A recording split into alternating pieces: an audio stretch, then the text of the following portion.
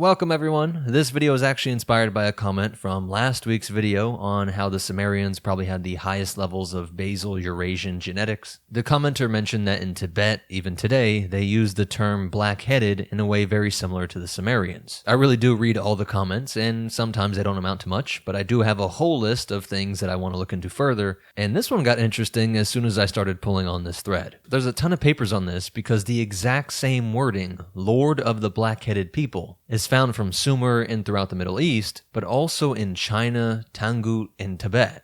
But it just kept getting deeper, that's why this video is so long. We're getting at the core of one of the most ancient myths, and it's tied up in power. Essentially, it becomes state propaganda, a worldview warfare being waged on the people. All these cultures have normal, everyday words for people or mankind. But when their ruler is reminding them that they are the Lord of the Black-Headed People, they're using that very specific term that's tied to the origin story of their rulership. Basically, it's saying, remember, the gods chose me, I'm not like you people. To go against me and my descendants is to go against the decrees of heaven. And so while Sumer and China seem so far off, it actually lines up perfectly with the Proto-Silk Road, which was already moving goods all across Eurasia by 1000 BC. So I hope you enjoy it. Like always, I'm pulling from a ton of peer-reviewed research. It's all linked down in the description. And this one goes in a ton of different directions, but I hope you'll see how it all comes together.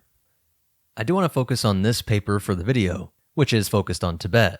I hope at the end of this you just appreciate how far-reaching, odd, and specific this term was. That thousands of years apart, from the mouth of the Persian Gulf to Japan, the term black-headed people was how you described the common people, mankind, while also meaning to evoke this poetic, mythic worldview. In China, the earliest hints of this appear in the Zhou dynasty, around 1046 to 256 BC. The Shijing, or Book of Odes, and other early texts sometimes referred to the common people as, quote, black-haired folks. This phrase contrasted the ordinary populace with their dark hair against heaven or the ruling house. It was not casual vocabulary. There were other words for mankind and commoner, but it was the poetic shorthand, used to talk about people in a way that was connected to this myth. The Chinese character for min, which means the people or commoners, is graphically derived from a sort of hieroglyph that's showing the eye being pierced or blinded.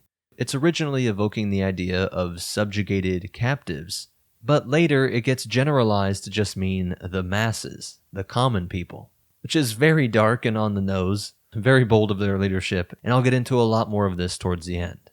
By the time of the Qin dynasty, from 221 to 206 BC, the expression had crystallized into a formal political label. Qin Shi Huang, the first emperor, adopted the term Xianzhao, which is literally just two words put together that means black heads, and it becomes the official designation for his subjects. And I wanted to point out that this image is really useful. It's proof that at least by now, the idea that black-headed originally just meant something that they wear, some sort of hat, or just their black hair, well, this guy, the emperor, would probably kill you for calling him a black-headed one, while he has black hair and a black hat. I am sympathetic that the original Sumerian term may have just come from some sort of sheep or goat hat. Ironically, it's perfect for the whole theme of this video, that this Central Asian guy has a hat that looks just like the Sumerian one. But also one of the simpler ideas is just that it was black-headed people, black-skinned people, and so it's an endonym, a name the people of Sumer used to describe themselves in contrast with the lighter-skinned people to the north. Not fully white, but just not as deeply black as they were. But because their lords used the term Lord of the Black-Headed People, once they were conquered by those northerners, the term could have evolved and just been generalized to mean the sort of king, the sort of lord over the commoner, the farmers, the workers, something like that. As all Mesopotamian lords end up using this title, both the original dark-skinned lords of the black-headed ones, as well as the later light-skinned lords. They keep this prestigious title, and it could have just become a sort of ancient meme, something that became abstracted to just mean a divine ruler set above the people. Because again, our Chinese emperor here would never be confused as a black-headed one, even though he has black facial hair on his head, and a black hat on his black hair. You would never call him a black-headed one, but you better understand that he was divinely chosen to rule over the common people. Inscriptions from his reign, like those preserved on standard weights, proclaimed, quote, Once the empire was unified, the black-headed ones were at peace. Here the phrase is clearly universal, it just means all the subjects, and it emphasized that the emperor was the son of heaven, while the Shenzhou were basically the commoners that he governed. And the symbolism worked on two levels. Nearly all Chinese people had black hair, but also black was the dynastic color of the Qin dynasty, reinforcing a unity of people under the black banner of the ruling house. The emperor is the head of his people with the black banner, but of course the black-haired Chinese people also literally have black heads, black hair. And keep this in mind for way later in the video, we'll come back to this. And then we have far to the northwest in the Tangu Empire, around 1038 to 1227 AD. Their indigenous texts preserve a similar formula. They speak of, quote, the black-headed and the red-faced. Scholars debate what this pairing means. Some think that it marked different ethnic groups within Tangut society, others that it distinguished priestly or aristocratic elites from commoners, while others think it symbolized contrasting human types in a sort of mythic cosmology. Whatever its precise interpretation, the appearance of black-headed here is again not an everyday label for people. Again, they have other words for people or commoners, but it's some sort of symbolic wording. While over in Japan, the expression never became a fixed political term, but it does appear in early poetry as a way of marking humanity. The Manyoshu, compiled around 759 AD, the great anthology of Nara period verse, contain lines that refer to, quote, black-haired folk, Kurakami no Hitobito. In this context, it means the people who live a mortal existence, so really all of mankind. Later Heian period, from 794 to 1185 AD, Waka poetry also uses black hair in love poems and laments, where it's evoking youth, beauty, and the transience of life. To call people the black-haired was again not the normal words for people, but a poetic choice, meaning the average, mortal, earth-bound humans. But again, our oldest came from China, and there is some convenient overlap here. If the Zhou dynasty was around 1000 BC, and we have Neo-Assyrian royal inscriptions as late as the first millennia BC, which are using the same phrase, and we know kings continued to style themselves as, quote, shepherds of the black-headed, emphasizing their divine mandate to rule all mankind. We're seeing it so late in these people that were so connected to Sumer, that it overlaps with the rise of long-distance trade routes stretching from Mesopotamia, across Central Asia, and toward China. The early arteries that would later become formalized as the Silk Road. Already by the late Bronze Age and early Iron Age, merchants, migrants, and emissaries moved between Mesopotamia, Iran, and the steppe corridors leading east.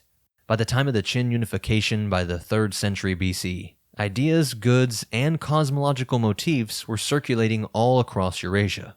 Zoroastrianism had been around for at least 1,000 years by now, and Buddhism for a few centuries.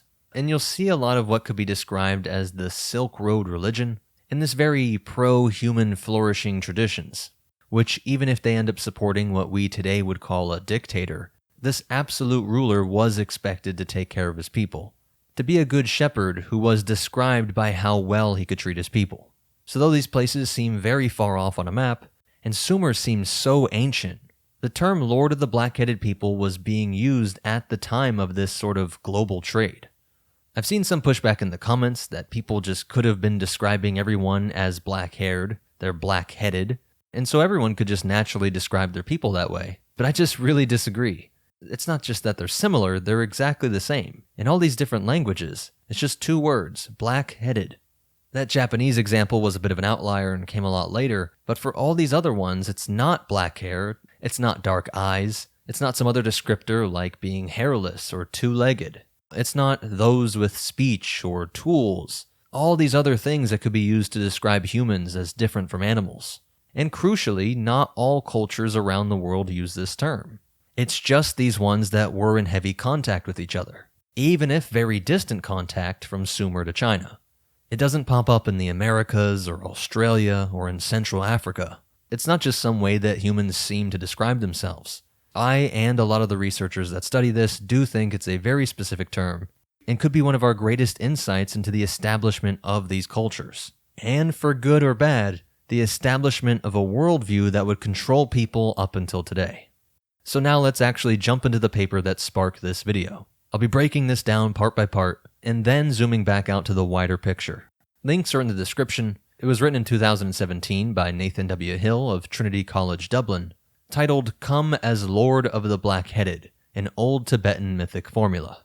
The paper is explaining the use of the very specific term, quote, come as Lord of the Black-Headed, which appears in the Old Tibetan Chronicle, PT 1287, which dates from the late 8th to early 9th century CE, with the surviving manuscript copied in the 9th to early 10th century.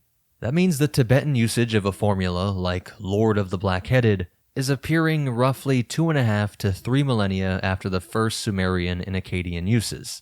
In Sumer, kings were already calling themselves, quote, King of the Black-Headed People, Lugal Sa Giga, by the early dynastic period, around 2600 to 2500 BCE, like rulers like Enma Baragasi and Ayan Natum.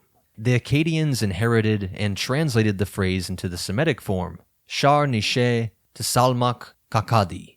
This was during the time of Sargon of Akkad and his successors, around 2300 BCE. In both Mesopotamian cases, the meaning is clearly black-headed people, not animals or anything else. And the structure is built from two words, Sumerian Sag Gig and Akkadian Salmat Kakadi. The Tibetan usage matches this same pattern. In PT 1287, the expression is Ngo-Nag, with that M being kind of silent, a kind of aspirated G. So Ngo-Nag. And literally it is just two words meaning black-headed. Sumerian, you have Sa-Gi-Ga, where that extra Ga ending is just there to show that it's a descriptor of people. So although you could be pedantic and say, no, it's 3 words, it really is just 2, black head. The Tibetan version functions grammatically the same way, describing the people themselves.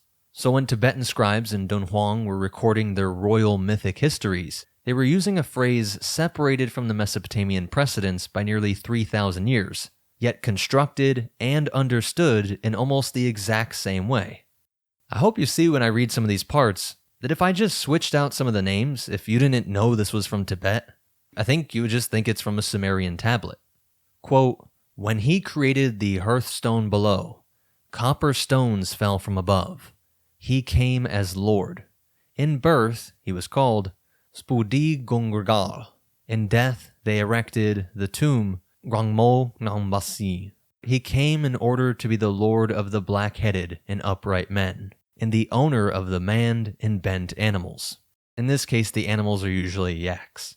We'll go through a ton more examples from other Tibetan texts in this paper, but what's common to all of them is that gods came down from heaven to earth to become Lord, King, Emperor, Ruler of men, whatever you want to call it. A god comes down to become our king, and there's a heavy focus on the importance of an unchanging lineage. One of the more complete passages reads thus, quote, from when the sacred god, the emperor, Uld Spurgal, came to this land and emerged on this earth, his unchanging lineage served as the great kings of Tibet, saying it is the center of the high snow mountains, the source of the great rivers, the highlands, the pure earth. He came from among the gods of heaven as the king of men. All the way up to the 14th century text, Gyal Pokai Tangyik, we get, quote, a ruler named Nya Tridzian Po arrived on behalf of black-headed men and animals. Because at that time the men of Tibet had no ruler, Odepu Gyal came from among the gods of heaven as the ruler of the land of men. And so Hill, the author of this paper, points out that this term black-headed, Ngo-Nag, becomes a special term. Choosing that wording means you wanted to evoke the ancient myths, to remind the listener of the idea of those stories. The idea that a god came down to be the just leader of mankind. In the Dunhuang document PT 0126, titled The Envoy of Hua and Mu, the messengers of the Hua gods are trying to convince the lord of the Mu gods to, among other things, come to earth as the ruler of men, which immediately reminded me of Enlil and his council. The Mesopotamian gods have more debate. It's less of an absolute lone ruler like you think of with modern monotheism, or the earliest gods of Egypt like Ptah, who alone created all of existence through his speech.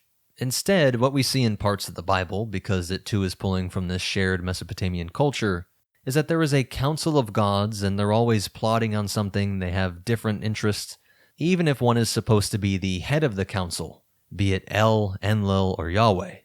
In this story from Tibet, it seems like the same idea. Hwa decrees, "When you have met a lord, the black-headed and upright men have no lord. In addition to appointing a lord for them, for the manned and bent animals, draw up a ledger." The author stresses that the god must be convinced by these other gods, and just like how angel means messenger, these are described as Hwa's messengers, urging the apparently more powerful god to descend to earth to help the black-headed and upright men and even the animals. And this is followed by a disembodied voice that speaks to a council of Tibetan leaders on earth, who themselves you could see as a parallel, like above, so below kind of thing, that these sort of human leaders are like minor gods, but they don't have an overarching leader, no great god. And the voice that they hear says this: "If the black-headed Tibetan people wish to have a ruler, on the 7th stage of heaven, the place of Mu, in a gold castle with a turquoise roof, there is a lord, Tribargi Dunsik, who is a descendant from the Hwa gods and a cousin of the Mu gods. Invite him to be your ruler." Now the gold and blue coloring of this castle in the 7 heavens might also remind you of Mesopotamian themes as well. From gold and lapis lazuli from Babylon and Egypt, to the 7 gates, 7 sages, and 7 heavens of Babylonian-era texts, and of course to calling the gods down to be rulers of a certain people. And there's even a widespread idea of a negotiator, which fits for this region, again, this Silk Road intersection, where you get this sort of Mithra-like character. The god Karma Yoda would be a go-between to negotiate on behalf of the people, and Tribargi Dunsik. They have to try and convince him to come down, and we get, quote, "To the 6 parts of the narrow earth, to serve as lord to the lordless black-headed men, and as authority over those manned animals without an authority." I just want to read this part of the paper from Hill. It says, quote, "The epithet black-headed indicates mankind, particularly in its need of divinely descended political leadership, and in contrast to the manned yaks."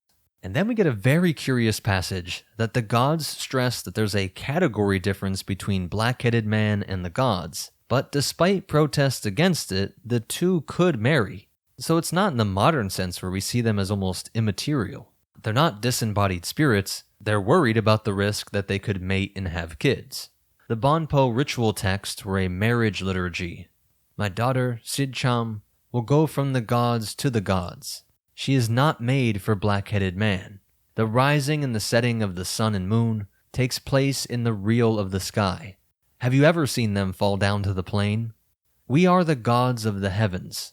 You are the black-headed earthworm." So while this heavenly lord was supposed to take care of mankind, when it came to mixing with one of the god's own daughters, he is outraged and compares us to earthworms, showing a nasty little side to this. And then, and this is not connected directly, but it's just the next section covered, we get, quote, "First, the one called Little Black-Headed Man is of a good origin since he was produced by the race of luminous gods." Adding that descriptor little is amazing since hominins were thought to be a lot shorter. All of them, even Neanderthals, are thought to be shorter in stature, and all humans were far shorter in ancient times. I just really like that section. I don't know what to make of it. At a non-woo-woo level, it could just be civilized farming groups realizing more primitive people who lived out in nature who were shorter. That must have been how they looked before this great boon of civilization, in their view that this high-tech society came as a benefit from a god that came down to help us. And still remember, they have other words for commoners, for people. They're specifically using black-headed people here to evoke that old myth.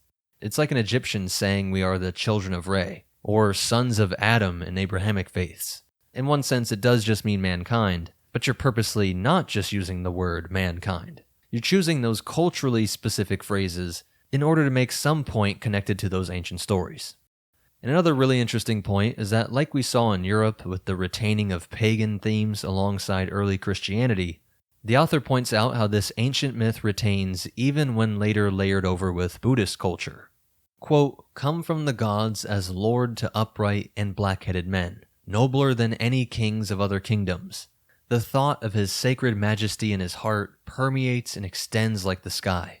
His eternal word splendid and upright like Mount Meru, acting with exceeding love and compassion like the light of the sun and moon.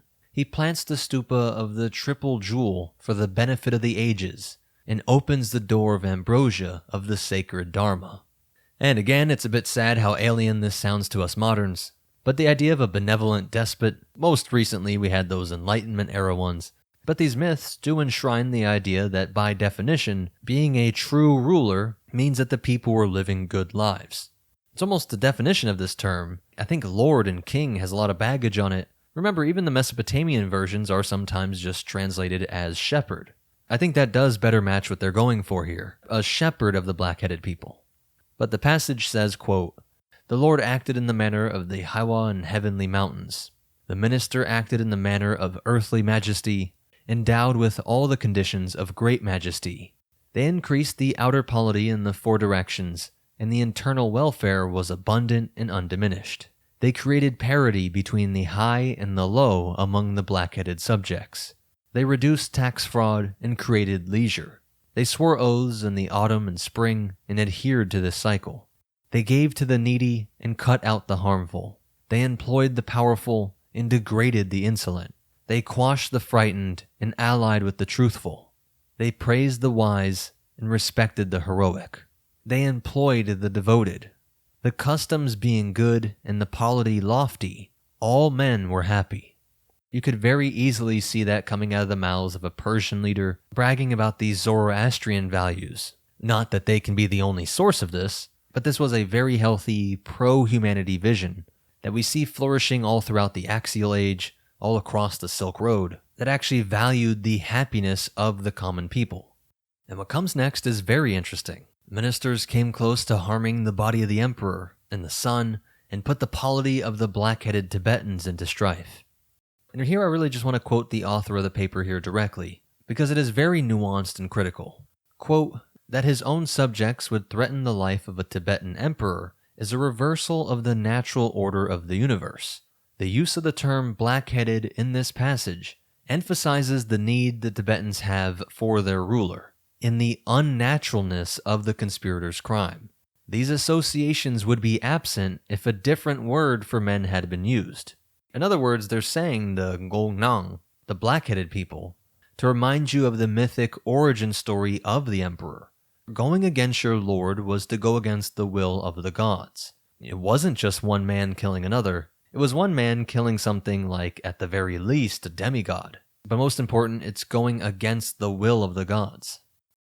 Our word hero we get from the Greek heros, and it didn't just mean brave. It's kind of like a hybrid, a person with a divine heritage, be it just their own parent being a god or some distant ancestor.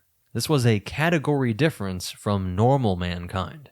And heros comes from the Proto-Indo-European root, ser or her, which means to protect, to watch over, or safeguard, and the same root is related to the Latin serare, which means to guard or keep. And it's also cognate with the English word ward. If you take some into your ward, you're in charge of protecting them. So from Sumer to China, we get this divine connected leader who has this special God-connected ancestry, and it's always connected to the imagery of them being a shepherd to the black-headed people, which were the normal, non-divine connected people in their kingdom. And I really love that the author of this paper points out that every time the Ngo-Nag term is used, over far later text over different centuries, it's to my point of it functioning like saying the children of Adam. It is to reassert a type difference of ruler and subject. A Christian would know that there's a difference between us made of clay, descended from Adam, and the angels. And an ancient Greek would understand that their hero was a bit of a mix of both. And I can't help but be cynical and notice how, like any great idea, even if it originally really was connected to human flourishing, it can just be a tool to control the people and make any disagreements an existential threat, an attack on the deepest of values, on the will of God. The author uses the German word Weltanschauung. You might see it simply defined as worldview, and that kinda works, but it misses the depth. It's like the programming reality of your mind, the deep framework of assumptions, values, and perceptions through which a person or a culture interprets reality. It's how they give meaning to life. It's more than just an opinion or philosophy, because it really does function like a mind in its own way. It's shaping how people see existence, history, morality, nature itself, and often destiny. But importantly, it's without them realizing it. For a comparison, if your whole complex biology gives rise to your individual mind, through which you then seem to process all other stimuli, to the point that you are completely unaware of all the minutiae, all the pure biological inputs from the body in a literal mechanical sense, but these become mental models of pain, pleasure, or mundane thoughts. A Weltanschauung is the operating system or mass mind of a culture. Every little thing that happens in the particular is processed through this mental model. If philosophy is what people consciously think, then Weltanschauung is the ground that determines what they're able to think. The total structure of thought, feeling, and belief that even makes your worldview possible. I think for moderns it's sometimes hard to put ourselves in the mind of these ancient people, but we do think in terms of physics. As Yoda says, you must unlearn all that you have learned, because you don't think you can just lift a rock with your mind. You're not for or against it, it's not even a thought you have. Of course, some people do think they can do that, so maybe it's a bad example, but you get the point. It's things that we just take for granted. We see everything through the lens of this worldview. And so we can see how cynically you could have rulers that just wanted to remind people of this ancient myth so that they would not disobey the gods, i.e., you wouldn't disobey your lord. Weltanschauung's Krieg was used during World War II, with Krieg meaning warfare, so it's worldview warfare. It's saying that Nazism, communism, liberal democracy, Judaism, and Christianity, they were all fundamentally different operating systems on the mind, and they were at warfare with each other, trying to make the other ones go extinct. And the longer your brain ran on one, the harder it would be to get out of it. Almost certainly, rulers talked about this in the same sort of way about the issues of their time in ancient Sumerian and Chinese. And one of the oldest and most useful frameworks was that the gods chose a certain leader and intended his heirs to be the rulers of the black-headed common people. To be fair, the leader was by definition one that provided greatly to the people, so even if it was elitist, in a funny way it can correct itself. You could almost prove that someone must not be actually divinely connected if they weren't able to provide for the people. And perhaps that fear is what we get with this next section that is still confusing scholars. It really reads like a prophecy, with symbolic numbers and all, and it warns of an inversion, of something that would go completely against this Weltanschauung. But notice, for you people interested in the phenotypes of these ancient people, some of the ideas I brought up in the last video about how the Basal Eurasians would have been far darker than their northern neighbors, because black face is part of the black-headed description in this passage. It reads, quote, "After that, in the time of falling and reckoning, beneath China and a land from among 360, from across a great lake, a black-faced king riding a black chariot for 60 years. To that black-headed Chinese king they will prostrate, and by him be made slaves." Now remember, this is written by people of Tibet, fiercely opposed to China, even today. So this is basically expressing the worst-case scenario. A black-faced imposter foreign king from China will come to rule over all of them and make them slaves. The exact opposite of a leader that the gods willed. A non-black-headed was intended to be a beneficent ruler over the black-headed people. But this warns of one who's so black-headed, even has a black face, he's the one that rules, and if that happens, it means the subjects were in no way happy or thriving, but the exact opposite, reduced to slaves in this horrid time of inverted rulership. Now, just to make sure people don't get the wrong idea here, I'm not trying to court some racial weirdos, even if you think this proves some racial angle. If we had a time machine and proved 100% it was light-skinned, blonde-haired, blue-eyed conquerors descending from the Caucasus and steppe to become benevolent lords, increasing the quality of life for the black-headed people, I still don't get how that allows you to act superior today, even if you have some of those traits. Those lords would have millions of descendants by now. I try to laugh it off as just being silly, but I see it all the time, from white to black supremacists in the comments. My go-to is to say I don't get how you could think an entire race is great when you don't even like everybody in your own family. You may very well be a black or white giga-chad who can trace their genes back to these great lords, but so can the guy stealing your catalytic converter while you're distracted watching this video.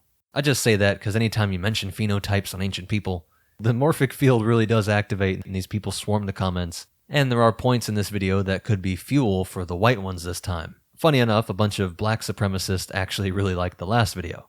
So I guess I'm doing something right. As someone who's just genuinely interested in all this, even if it eventually leads to me thinking that the Anunnaki deemed the Pacific Islanders as the chosen people, I don't care where it goes, I just have to laugh at how the racial silliness cuts both ways. It is admittedly a small minority, but they are very loud and annoying. But black supremacists were very happy that in the last video, I floated how the Sumerians likely had much darker skin, eyes, hair, and all that compared to their northern neighbors. They would have got the lightning genes last. And they used the term black-headed, so it begs the question, black-headed opposed to what? But that cuts both ways if you want to say, yeah, that means they were literally just black people, because there are tons of other texts where the black-headed ones are separate and to be ruled over. It isn't crazy to think that the people saying that have lighter features, that lighter-skinned people were the rulers, especially when all this is being encoded during the times of writing, which is around the same time we see the rapid spread of lightning alleles. This whole thing started with the mystery surrounding the term black-headed, that famous Sumerian endonym, or name for themselves, and I said that if you were an early king in Sumer, you yourself would have dark skin, and your people would have dark skin, and so you would say, I am the lord of the black-headed ones. If 4 to 2,000 years later you're conquered by light-skinned, even blonde or blue-eyed people, that new leader would still say, I am the lord of the black-headed ones. What started as an endonym, and what could have also described the rulers at one time, could be retained to describe the common people, even if leadership changed. And especially it would have been reinforced if some of these lighter people did spread out and conquer and bring new tech with them, along this proto-Silk Road transfer. This area at the center here, Central Asia, which is central to this whole story from Egypt to China, this is exactly the area that had lighter skin, lighter hair, and lighter eyes first, thousands of years before other areas. From the Bronze Age on, Central Asia was a corridor where populations from the Near East, the Iranian Plateau, and the Eurasian steppe met and exchanged goods, genes, and ideas. Archaeology and ancient DNA both saw that alongside the overwhelmingly dark-haired and dark-eyed populations of East Asia, there were pockets of people with lighter skin, lighter hair, and sometimes blue or green eyes, especially among the Indo-European speaking groups of the steppe. These groups carried with them not only a distinct physical appearance, but new technologies, like wheeled vehicles, chariot warfare, advanced metallurgy, and horse husbandry, which would all profoundly influence societies to their east. The earliest wave relevant here is the Afanasyevo culture, around 3300 to 2500 BCE, located in the Altai region of southern Siberia. Ancient DNA shows that the Afanasyevo were genetically close to the Yamnaya of the western steppe, people with a higher frequency of alleles associated with lighter skin and sometimes lighter eyes. They were the first to bring a pastoralist, steppe-based economy deep into Asia, and many scholars believe they were carriers of early Indo-European languages, though their genetic signatures fade in later populations of the region, and there are people like the Ane who had almost no admixture, while still taking on cultural influences from East and West. I did a whole video on them if you want to check it out. But it's the wheeled vehicles and animal husbandry from the West that seemed the most impactful. A more direct link comes with the Andronovo horizon around 2000 to 1500 BCE, which spread across much of Central Asia, including areas just north of the Tibetan Plateau. The Andronovo people practiced advanced metallurgy, chariot warfare, and even more organized pastoralism. Ancient DNA again shows a strong Western Eurasian signal, with features including lighter pigmentation traits at slightly higher frequencies than in East Asians. These communities likely encountered and sometimes merged with indigenous Siberian and Central Asian groups, creating many mixed populations. Their spread eastward is a plausible vector for transmitting both technology and mythic motifs from the Near East and Mesopotamia into these spheres that bordered China. I also did a whole video on the Tarim Basin mummies, from around 2000 to 500 BCE, discovered in what is now Xinjiang, western China. Many of these naturally preserved mummies have blonde or reddish hair, high nose bridges, and sometimes blue eyes. Features consistent with their Western Eurasian genetic ancestry. Everyone was surprised to find that the earliest Tarim groups were that ANE population, who were isolated for tens of thousands of years, but by the first millennium BCE, they were engaging in extensive trade across the Proto-Silk Road. They wore woolen textiles that were influenced from the West, They carried wheat and barley, which was originally domesticated in Mesopotamia, and practiced dairying. They had cheeses that were from breeds of cattle which were first domesticated in Mesopotamia. We know for sure that technologies like domesticated animals, plants, and textiles all traveled from Mesopotamia all the way over to modern China. Also in this first millennium BCE, which remember is when we see the Zhou dynasty pop up, you have steppe confederations like the Scythians, Saka, and Wusun, who are described as having blue or green eyes and red hair. These classical Chinese records match up with modern genetics. And these groups were skilled horsemen and traders, and their mobility allowed them to act as cultural brokers, carrying technology and ideas to these far-off areas. It's very reasonable to think that these ancient myths are a memory of something that could be connected to these people, who had both better war technology, but also once they conquered you, they knew about all that city dweller tech too, like making rows of barley and grain. If they wanted to, they could just copy how everyone was living in Anatolia and Mesopotamia.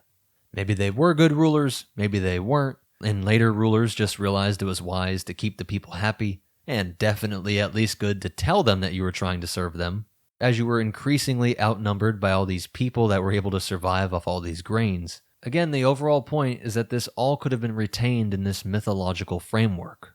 Because there is another odd thing that happens in this same area that started this story. In Mesopotamia and Egypt, text and art show that elites sometimes used henna or mineral-based powders to change hair color or lighten skin tone. Babylonian and Assyrian elites occasionally bleached or dyed their beards and hair, while Egyptians used wigs made of lighter fibers or animal hairs. For some reason, in Egypt and Mesopotamia, a way to signal your elite status, your otherness, your set aboveness, or even your divine descent was to lighten your features. Now I see some black supremacists choosing to die on a very silly hill, because yes, people did lighten their hair this way, they did it artificially, but we also do find red-haired Egyptian mummies and the red-haired mummies of China. But again, remember, I'm the one saying that Mesopotamian and Egyptian societies were established long before the spread of light-skin alleles. I don't think people that looked white established ancient Egypt or ancient Sumer. But I do think something happened. The most likely is that you see this explosion in warfare technology and domestication technology at the same time we get light-skin allele spreading, and so at some point, phenotypically lighter people took over. Probably a mix of violent conquest and peaceful trade and cultural diffusion. And this does also even happen in Europe. Even in Greece and Rome, where lighter hair did occur naturally at higher frequencies than in Mesopotamia or China, the elites still sought to accentuate it. Ancient sources note that Roman women commonly bleached or dyed their hair blonde using lye, saffron, or imported wigs made from the hair of Germanic captives. In Homeric poetry, the heroes like Achilles and Menelaus are described as xanthos, fair, golden-haired. There are tons of red-haired people throughout. You have gray-eyed Athena. And so some academics say fair didn't necessarily mean blonde. But come on, golden hair does. And again, like we saw in Egypt and Mesopotamia, it's connected to this luminous, elevated appearance. Fairness was not about just beauty. But it's like this new old money trend in fashion. You're trying to seem of an upper class. Fairness wasn't a look, but connected to nobility. And again, these heroes who were semi-divine. There's a visual difference from the far more common black-headed people.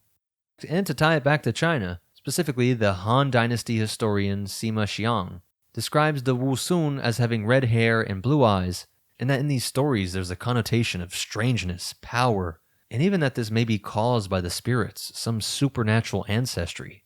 I don't think mainstream scientists would like to just put it this bluntly with the framing, because the annoying, actual white racists do run with this and think that it makes them special today. But the mainstream and best argument for the rapid spread of blue eyes, almost all of the university academics who study this, say that despite having no advantage, or maybe even a slight disadvantage, blue eyes spread so fast just because they look cool. No natural selection, just sexual selection, human preference.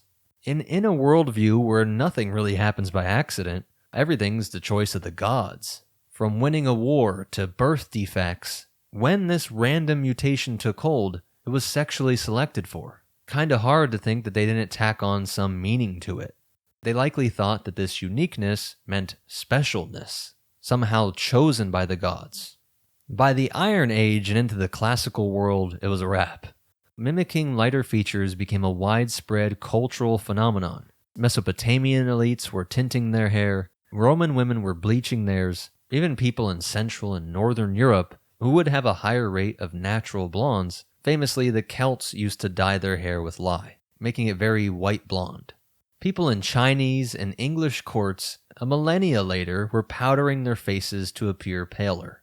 Even if by now everybody had the lighter phenotypes, and now it was more to show that you didn't work outside. You weren't a day laborer but a noble person. It goes to the main point that it parallels for the same reason. The Chinese and Tibetan myths are not pulling directly from Sumer, but the core point in worldview is the same.